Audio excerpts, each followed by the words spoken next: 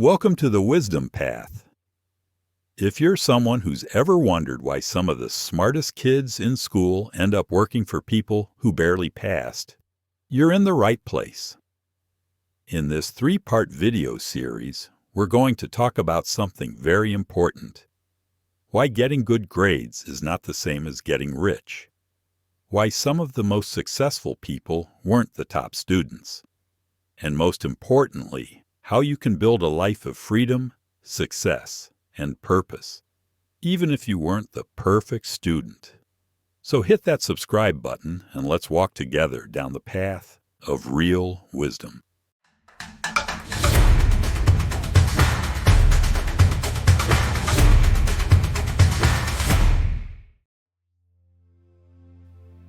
Part 1. School smarts versus life smarts. Let me tell you a quick story. When I was in school, I had a classmate named David. David always had straight A's. He was organized, polite, and always raised his hand first. The teachers loved him. Then there was my neighbor Mike. Mike struggled with tests. He didn't like reading textbooks. But at age 14, he was already buying and selling old bikes, fixing them up and making money every weekend.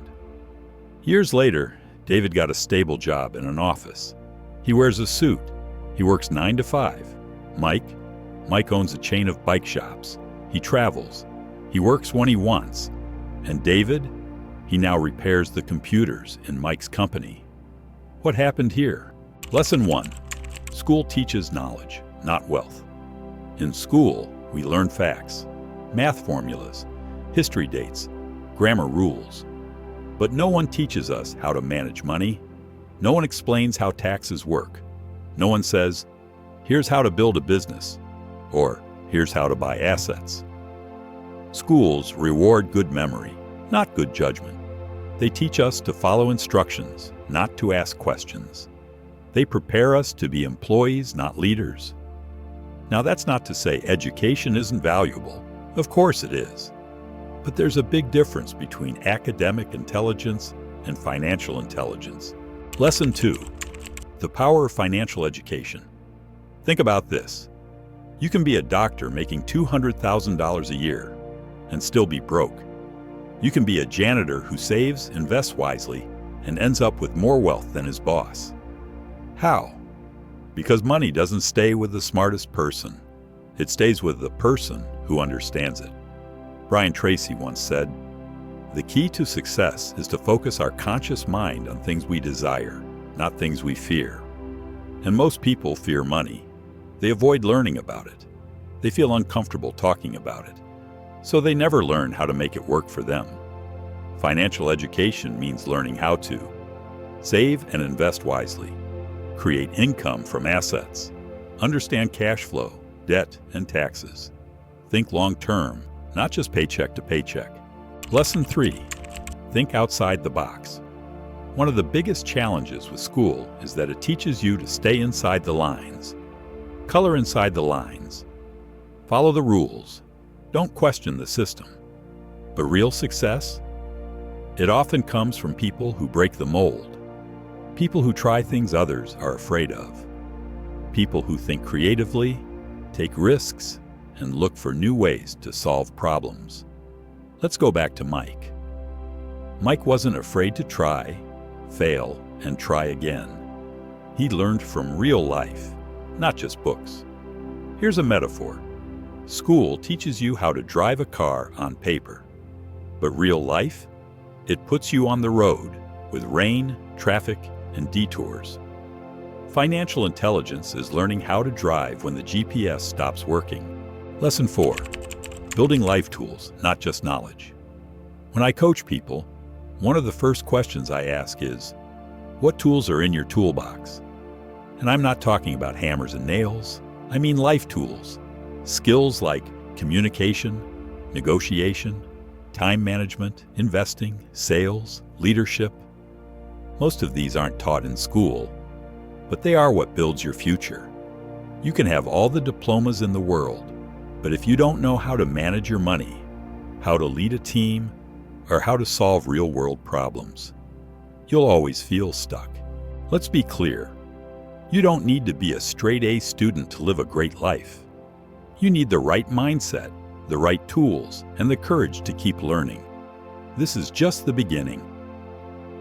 In Part 2, we'll dive deeper into how to build your financial intelligence, even if no one ever taught you. We'll explore how to turn your passions into income, how to create assets, and how to stop trading time for money. So don't forget to subscribe to The Wisdom Path and share this video with a friend who needs to hear this. Remember, life is not about the grades you get, but the growth you create. Part 2. Building Wealth from the Ground Up.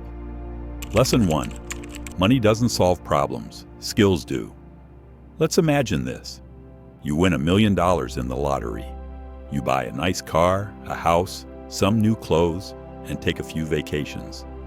But a year later, the money is gone. You're back to working 9 to 5, maybe even in debt. Why? Because having money doesn't mean you know how to keep it, grow it, or use it wisely. It's like giving someone a sports car when they don't know how to drive. Without the skills, the car won't help. It might even hurt. Wealth isn't about having money. It's about understanding money. Lesson 2. Assets versus liabilities. This might be the most important idea in your financial journey. Let's keep it super simple. Assets put money in your pocket. Liabilities take money out of your pocket.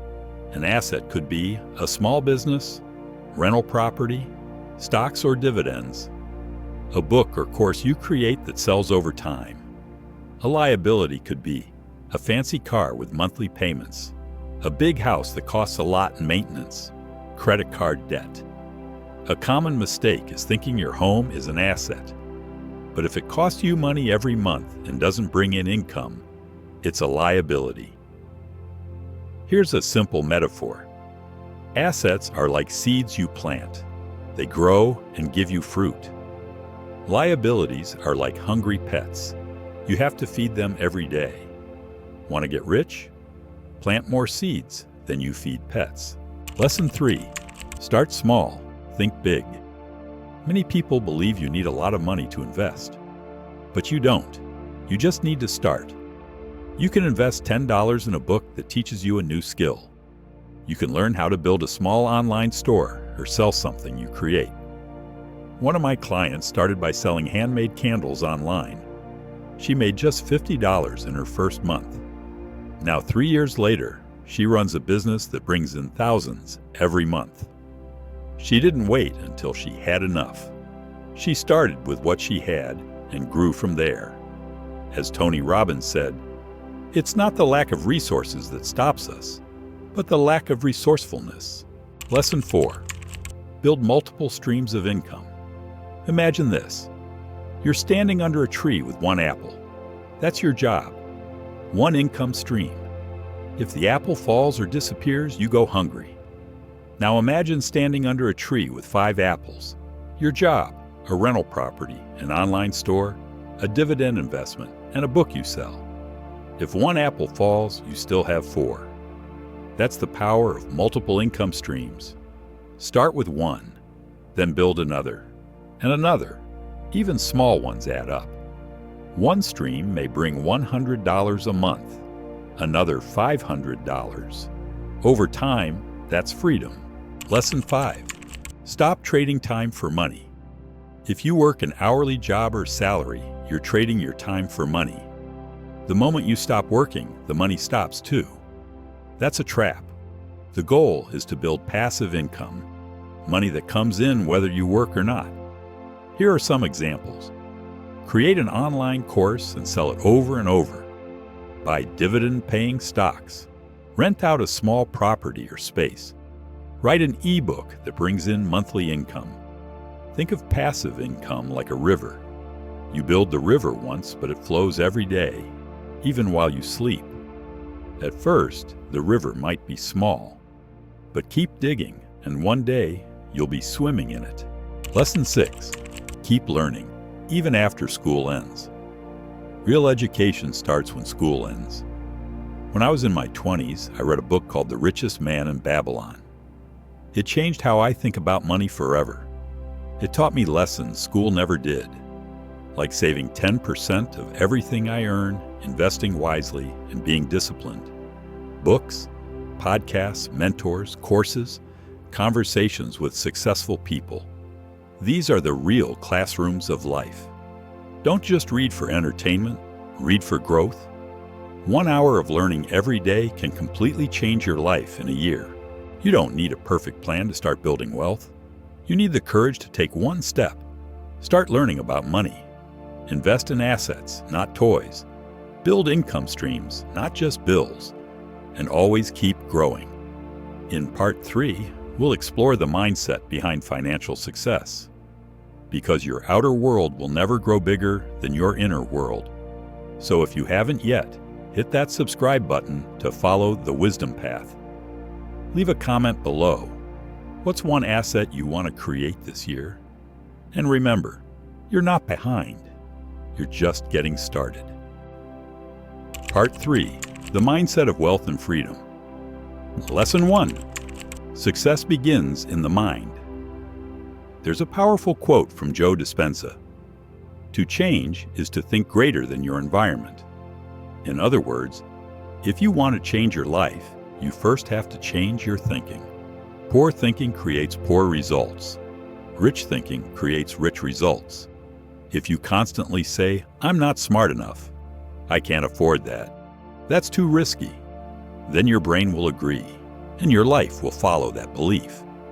But if you start saying, "How can I learn this? What's a small step I can take today? Who can help me grow?" Then your brain opens up. You begin to look for solutions, not excuses. Changing your money starts with changing your mindset. Lesson 2. Adopt a growth mindset. A growth mindset means you believe you can learn anything, improve anything, and grow through effort.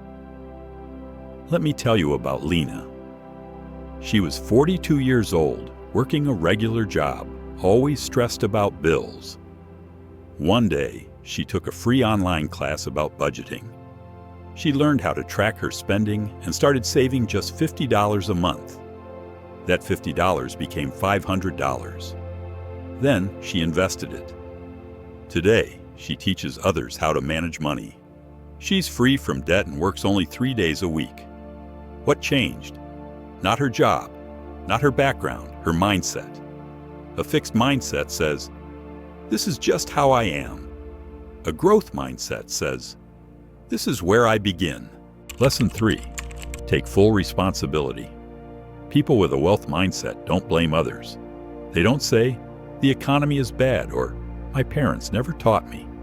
They say, "I'm in control of my life. I will learn what I need. I will take the steps, no matter how small." Life isn't always fair, but blaming doesn't help. Taking responsibility gives you power, and power helps you change. Here's a metaphor. Blaming others is like sitting in a parked car and hoping it moves. Taking responsibility is grabbing the wheel, turning the key, and driving forward, even if it's slow at first. Lesson 4. See failure as feedback. Successful people fail more than others. They just don't quit. Think of failure like a workout. The first time it hurts, but the more you show up, the stronger you get. Each failure teaches something. What didn't work? What to try next time? How to improve your strategy? Denzel Washington once said, "If you don't fail, you're not even trying. Start trying. Fail fast. Learn faster." Lesson 5. Surround yourself with growth-minded people. You become like the people you spend time with. If you hang out with complainers, you'll complain. If you hang out with creators, you'll create. Find people who talk about ideas, not gossip. People who support your dreams, not laugh at them. People who are building, not just watching. Join a group. Get a mentor. Follow inspiring voices online. Let their energy lift you higher. Lesson 6. Choose long-term over short-term. Most people want quick money, but real wealth takes time, discipline, and patience. Don't fall for every trend. Don't chase every shiny object. Build slowly, invest wisely, and think in years, not just months. Here's a story. There was a man who planted bamboo. For 4 years, nothing grew above the ground. People laughed. They said, "You're wasting your time." But in the 5th year, the bamboo shot up, over 60 feet in 6 weeks. What they didn't see was the root system growing underground for years. Your learning habits and quiet progress are those roots. Keep going. Lesson 7. Turn dreams into daily actions. Dreaming is great, but without action, it's just a wish. If your dream is financial freedom, what are you doing about it today? Did you read a page from a good book? Did you review your spending? Did you make one small investment? Did you reach out to someone you admire? Small actions done daily create massive change over time. As I always say, don't wait for perfect. Just start with possible. Let's recap what we've learned in this 3-part journey. Part 1. School is not the full answer. Learn real-life skills. Part 2. Build assets, income streams, and financial intelligence. Part 3. Grow your mindset. Take responsibility. Keep learning. You don't need to be born rich. You don't need a perfect GPA. You just need the right mindset, the right habits, and a willingness to grow. So wherever you are today, take one step forward. Read one book. Save $1. Learn one new skill. Your future self will thank you. And always remember, success is not a race, it's a path. Your path, the Wisdom Path. If this series inspired you, please subscribe to the Wisdom Path, like this video, and share it with a friend who's ready to grow. Tell us in the comments, what's one belief or habit you're going to change starting today? We're walking this path together. Until next time, stay wise, stay focused, and never stop growing.